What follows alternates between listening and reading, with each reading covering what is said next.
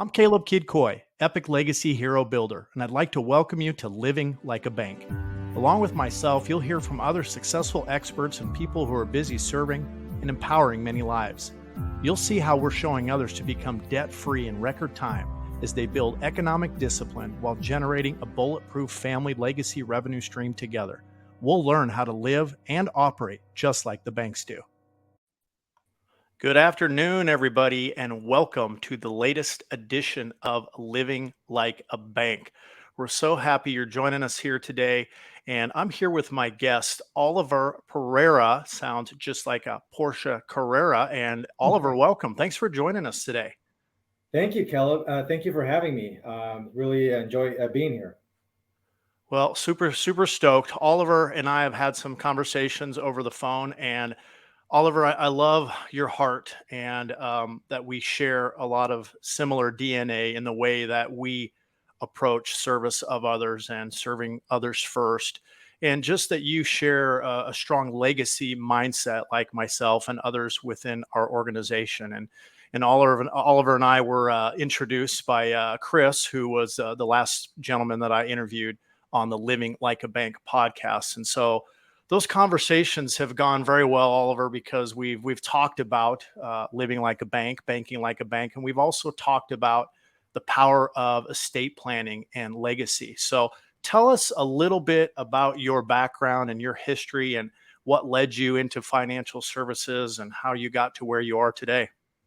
Definitely, Caleb. So yeah, well, let me go way back. I was born in Bolivia, South America, and my family and we moved to Houston, Texas, back when I was 7 years old. So we came here, of course, pursuing the American dream, and went to school, went to college, really like wanting to always pursue that dream. Again, just modeling after my parents, working really hard. And, I've been working for a couple of decades already. I've been in oil and gas, I've been in commercial real estate and also healthcare. And I've learned a lot, failed a lot as well, and always in the pursuit of finding this financial freedom, right, that everybody looks for, the American dream. And I basically I found Chris. I don't know how you found Chris. I forget how you guys met, but I found Chris just in just a normal search that I was doing. I was trying to pay down my house. I recently got a brand new house, and have another 30-year mortgage, and I just was trying to see, like, there has to be a better way to pay this down, and also to get rid of all this debt. As I learned a lot through the years, that that it's one of the things that basically keeps you from really like accumulating wealth or investing or doing anything. I mean, it's just really like a big weight on you. So I was lucky enough, blessed enough, to meet Chris, and he introduced me to the concept of banking like a bank. And I really learned a lot, with him. And when I met him, I was doing business coaching. And like, once I found out about how he does it and how it can work, I was really excited to work with him, and I wanted to immediately share this new information with everybody else. So I immediately started working with him, and basically the rest is history. Very nice, Oliver. And you have quite a diverse background and history, which number one is really cool. But you mentioned something earlier that I'd like to dig into a little bit. You mentioned that dreaded word failure. And over the years, we as entrepreneurs and people in the financial services industries, and I think regardless of what the background is, that there is a stigma at times in the way that we perceive failure, and that it's a negative thing. But I read it was Tom Billihue that had put a video out the other day, and he said within it, failure is the most information rich data stream on planet Earth. And I love that, because as entrepreneurs, we change our perspective, I think, over the years of failure. And the more that we do, the more that we use it as an opportunity to learn and grow from. So based on, your really cool cultural background and history, what would you say are the top one or two failures and mistakes that you made that really were your opportunity for insight on personal growth and advancement? Let me see. Like, so yeah, I have so many failures, and on the failure topic, I think we are. I think the school system is definitely broken, and we're taught to uh, not like failure, right? I mean, not failure is a bad thing, Yeah. and always it's always here's the A, here's the B, here's 195, but always not looking to learn, but always looking to get that mythical A and B, and just really to look good, and never really appreciate what failure can bring, like all the lessons that it can bring. So I was brainwashed with that, and that has been like a really big, I guess, struggle throughout my whole career. That not really like trying to avoid failure, trying to not do it. So I guess my one of my biggest failures, I guess it would be that I did not, go out into the entrepreneurship world sooner. Back in my 20s, I did, dabble here and there, trying to do it, and had some failures, and just really like, just didn't want to do that again, because again, I was just programmed to think of a failure of not as a learning lesson, but as a this bad stigma, right? So I think that is definitely one thing that I regret, and I consider a big failure. And then second, I would say is that I learned a lot, throughout the years. I've read many books that have really changed me, and accumulated a lot of knowledge. But I failed to really implement a lot of the things that I've learned. I was like, oh yeah, Mm, that's really cool, risk real estate, investing tactic, this, something on, trust, or estates. Like I've learned a lot, but the big problem was that I didn't want to go out and implement, because I was like, well, what if it fails? What if it does this? mm, So then I would say that those are the two biggest failures that I have many, but like those are the two major ones that really haunt me, for again, not stepping out and just saying like doesn't matter like if I fail or not. Like I need to just take it as a learning experience if it doesn't go my way. sure, 100%. And you touched on something powerful again, and I love that this is another element of the backgrounds that you and I both share.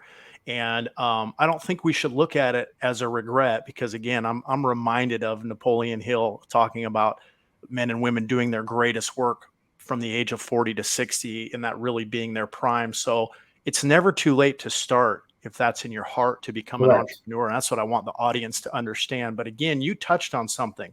So failures become a platform for growth and success. However, reading books is great. Like you, Oliver, there are books sitting behind me on my shelf that were absolutely transformative for my mindset and personal growth. However, you can have all the knowledge in the world, but without the proper application and implementation, it's moot. It's not going to get you anywhere. So I love that you brought up that you've got to follow up and implement the things Right. that you learn. And that can be a challenge, right? Because if you're a little bit, ADD like myself, I've got books I've got to read a few times. And every time I go back, I go, whoa, something hits me right between the eyes that I didn't catch the first couple times. What's the most impactful book that you've read so far in your personal growth, development, and entrepreneurial journey, Oliver? Definitely, I would say without a doubt, it would be Rich Dad Poor Dad, Robert Kiyosaki. That was the Love that most, book. like, I mean, eye opening. I read it like in my early 20s, and really, like, just, really like woke me up to like, wow, I mean, I didn't know that this is the way the world ran, and this is, these are all the things that I need to do. It was a really, again, eye opening, but again, knowledge is not power. It's just potential power. You have to really go out and actually use it. And that has been something that I've read a couple of times, and it's been with me throughout all these years. And then, I'm basically like, really trying to implement all those gold nuggets that are in the book. So yeah, definitely that Robert Kiyosaki. That's an extraordinary book full of nuggets, and I still have the audio teaching set that came with the book when I first got it, and it sits in my iPhone. And periodically I will go back and listen to it, and I mean, it's just such powerful foundational tools. And I don't know about yourself, but I had the Rich Dad Poor Dad experience, and it was a long, long journey, for me, 35 plus years to really break out of the poverty mindsets and mentalities that I was raised with. And so Robert really has a handle on that. And I love how vocal he's become over the recent years. I mean, he's, you know, no bars hold, not pulling any punches. I He love just it. tells it, yeah, tells it like it is. And you've got to appreciate that, because we're in a day and age, unfortunately, where everything has to be politically correct, and you got to be more cautious about what you say, but yet at times people need to hear, the hit you between the eyes kind of truth. So I appreciate that you shared that. So we talked about a bit about your background, Oliver. We talked about what kind of led you to finding banking like a bank concept, because this is a journey, right? This whole entrepreneurial legacy wealth building is pieces of a puzzle, and a lot of it is to find out what works. You have to discover what doesn't work, right? As an investor, I know many Yes. failures, I know many losses, as well as many successes. And so we've been brought to this place where you and I, Oliver, after years of research and discovery, we found something that really, really works well. It's foundational, but it's not necessarily, mainstream public knowledge, especially the way that we're going about it. So talk to us a little bit about how banking like a bank and living like a bank has changed your personal life and family legacy perspective.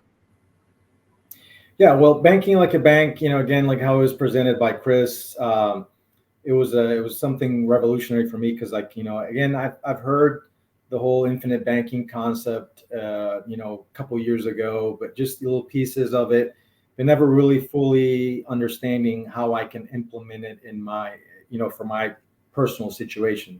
So with Chris, I was able to really see it, but also not only implement it now, but also plan ahead, 10, 20, 30, 40 years into the future to see what that would look like, and then to see what the compounding effects would do. And also to really think about, like, hey, we're all going to die one day, right? I mean, it's like, what's next after that? What can I leave to my kids? And also to just the power of leverage as well. I have, this money that I can act like a bank. And again, banks very profitable. They're very very powerful. They know how to make money. They know how to basically keep moving funds and making money out of thin air. But if I can find a way how to act like a bank and then make money like a bank, I think that was a very powerful lesson. And I've implemented that, and also in paying my debts and converting. The really cool part about the whole thing was, like, converting the debts into wealth, which I never heard of that concept before. Hmm. And I'm not going to go into the concept of how it really works, but the big idea of converting the debts into wealth that will be able to take care of you and your family way into past retirement. That has been really revolutionary for me, and I've been following it. Just getting into the habit of basically using my discretionary income. Putting it together. Funding the bank. Every month, and then also borrowing from it, and then using the same dollar twice. So I think that has been really great, and it's something that I like sharing with everyone else, because it's something that it's not mainstream. I mean, it's you hear it, you see it, you see it all over the internet, but really, I see that a lot of people really don't know how to really use it. Yeah. And I think the way that we're using it is definitely the way that it should be used. There are a lot of people, again, a lot of gurus or so-called gurus out there that I think they're leading a lot of people astray. But I like that we're definitely not doing that, and we're really we're users first. We're using it on ourselves, and That's then right. we're sharing that information. Yeah, I love that you brought that up too, Oliver. And I don't know that, I would say the majority of these agents out there that we consider maybe doing it wrong or not utilizing it to the fullest extent of its power is because of the fact that they don't know any better. And like yourself, this was a concept that I was aware of and somewhat familiar with for years. But until I discovered, and it's like talking about some secret sauce that has been discovered, a long lost art. The concept has been there, if you will. The Yeah, foundational principle has always been there, but technology and artificial intelligence have allowed us to, you use this term, leverage its power to the fullest extent. And I don't know about you, Oliver, but part of my upbringing and negative poverty mindset came with my perception of debt. All I knew was that all debt was bad. And coming from a family that, okay, we've got a perfect credit score, but they never leveraged that credit score to build wealth. So, talk to us a little bit about, and again, we don't have to go into in depth detail about this, but again, we're talking about leveraging something that in many people's minds is still a negative thing. But debt can be the most powerful tool that you've ever utilized. And that's what we're teaching our clients, isn't it, Oliver? That their debt, that your mortgage, your credit card debt can become the seed that empowers your future legacy. So just expound on that for us a little bit and what it means to you. perfect. Yeah, definitely for bringing it up. Thank you. Basically, it's the same concept of like the obstacle is the way, right? I mean Hmm. that big obstacle that we have, which is debt, right? It prevents us from enjoying our money, going on vacation, investing, doing anything. I mean, it's just something that it's just looming there, and most Americans, they don't know what to do with it. They don't know how to get rid of it, and they're usually like following the bank's plan, which is going to be 25, 30 years, or even more than 30 years that they're going to be repaying that. And the really cool concept of like what you were saying is that to not be afraid of that and then really leverage it. And again, this is a concept that I was familiar with. That's how you do a lot of real estate investing, right? I mean, you leverage. You have to have debt. There's no Right. way you're gonna like make just pay something cash and make it work. It's all about leverage.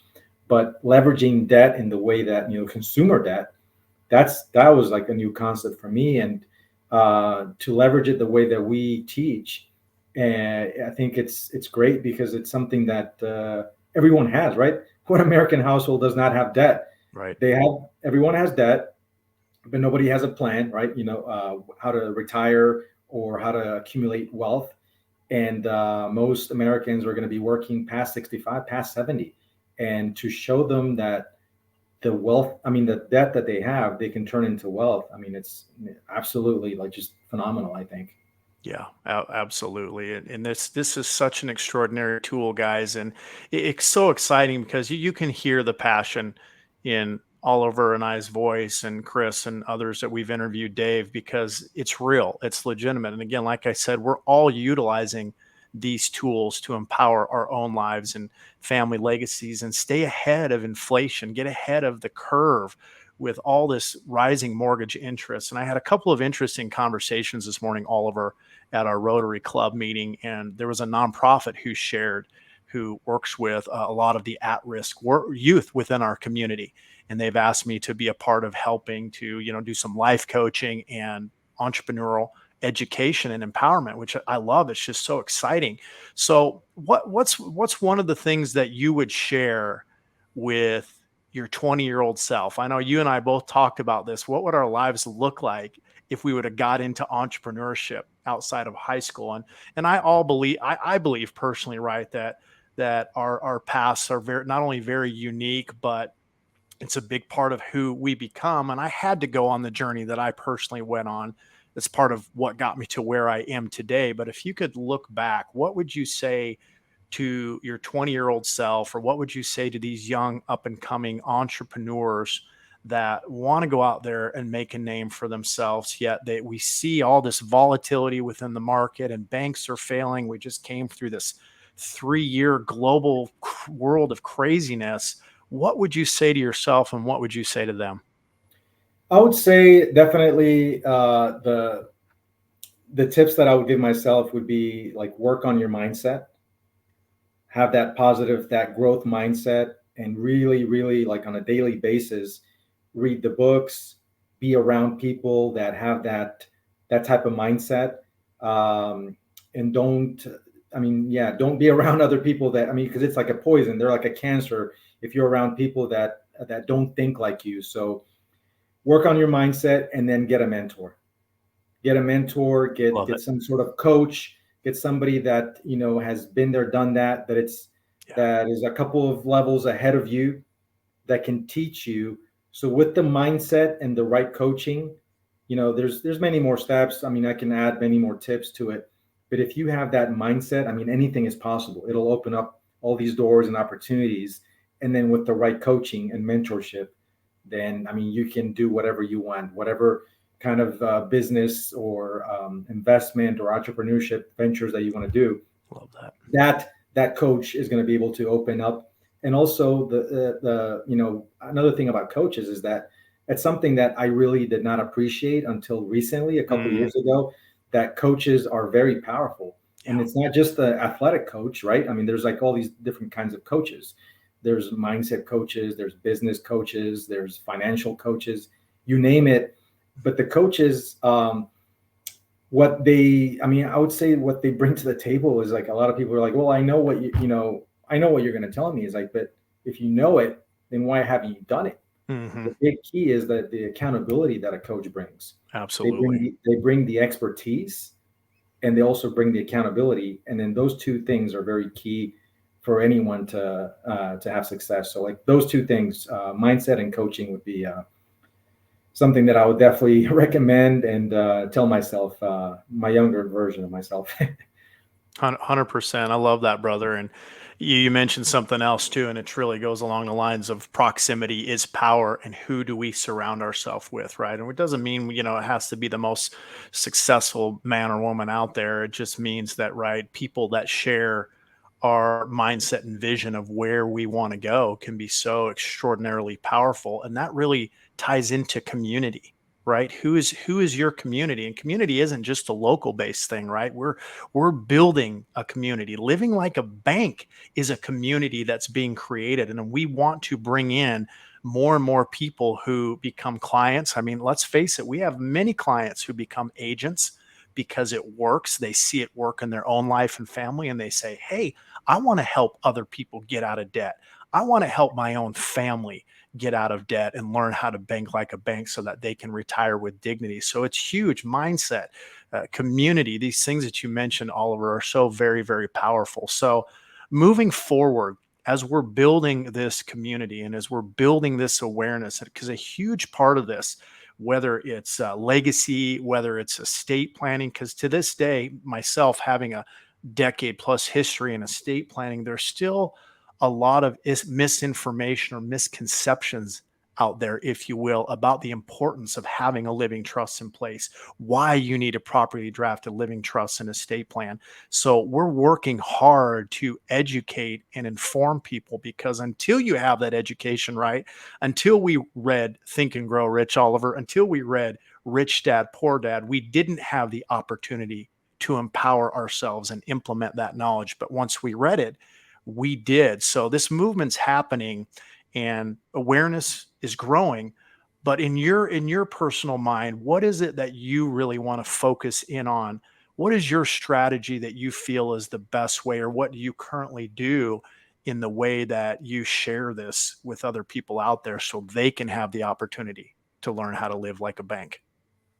I think sharing this knowledge in the way that people can understand. Again, um, sharing because I care. I want to empower people. I want to give people hope, and I want to show them that there's a better way. That there's a better way of doing it, and then this is a tool that I've found to be very helpful. And I've seen, I've read all the books. I've read, I've seen all the YouTube videos. I've met a lot of people that are using it, and it's a very powerful tool.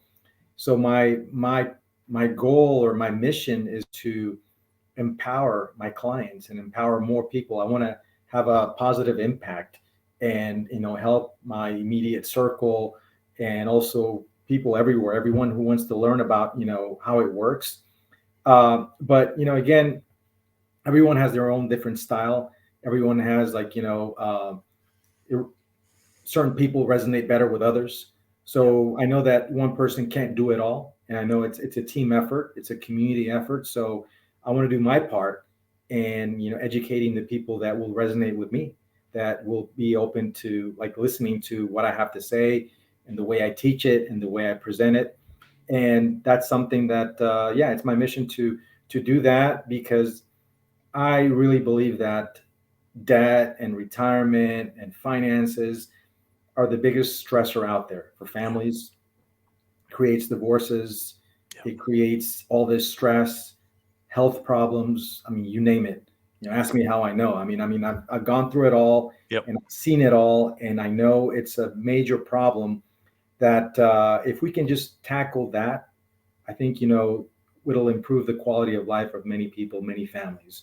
So if I can just have that little impact and be able to share my information, I think I'd be honored to do that. I love that, Oliver. So powerful. And there's an element of resilience that I think is part of the entrepreneurial DNA in everything that we've gone through. Like you said, we've seen our health compromised. We've faced that stress, the pressure, the burden. We know because we've been there, guys. We've lived through that. Yeah. And it's not fun to watch a family member go through probate. It's not fun to get that phone call and says, "Hey, I can't pay my mortgage this month. I don't know if I'm going to have my electricity turned off." I mean, this is real everyday life stuff that's not getting any easier with the rising, cost of living today. And just, going to the grocery store, right, Oliver, for a family of four, for us, my wife and our two kiddos, it's just like, are you serious? You spent that? I It's know. crazy. So I how know. are we going to stay ahead of that? Not just survive, but have the opportunity to thrive. And that's what we're really trying to get across, you guys. So Oliver, as always, brother man, such a joy to chat with you, to hear your heart. Thank you for bringing the rich wisdom and experience that you've brought to us today. And just a couple closing statements that you'd like to leave with people for us. Well, first of all, thank you, Caleb. Thank you for inviting me to this amazing program that you have. And this is, this you're adding a lot of value to a lot of people's lives with this. So, thank you for making the show, and thank you for inviting me. And I just want to basically leave with this note, saying like, you need to make a decision. Make a decision, and don't do like what I did. And there's all this information out there in books, on the internet, YouTube, you name it, right? I mean, there's all this information out there, but don't wait. Don't wait for tomorrow. Don't wait for the next year or 5 years, because you don't know if you're going to have another 5 years or 10 years. Please don't wait. And I'm not saying necessarily talk to us, but talk to someone. Yeah. Find a coach. Find someone that knows more, and somebody that's going to help you implement these strategies. That's what I want to leave, because like you never know, like you never know what's going to happen tomorrow. So please don't wait. Word. That's Thank you. that's my last comment for everyone. Thank you for that, Oliver. Guys, getting into action always trumps procrastination. So if you don't want to dwell in the fear, if you feel like fear is starting to paralyze you, get into action. Just like Oliver said, go talk to somebody, reach out to us. We're here. We want it. It all starts with the education. You can't Yes, do what you don't know how to do, and what you don't know can hurt you. Guys, as always, appreciate you tuning in today. You can follow us on all podcast channels across the bank, living like a bank, whether you use Apple, Google, whatever you're using, reach out, follow us, connect with us. Please share this podcast with somebody you know as a lifeline of hope and encouragement, because ultimately that's what we're here to do, is to bring you hope, to be a light in the darkness. I don't know that things will get easier, but we can get stronger together. You guys take care. Thanks exactly. again, Oliver. Thank you, Caleb. Thanks for tuning into the show. Please be sure you subscribe on YouTube or the podcast on anchor.fm, and follow me on social media at Metalpreneur. If you're ready to talk about building your own bank, use the QR code or go to rebrand.ly/buildabank.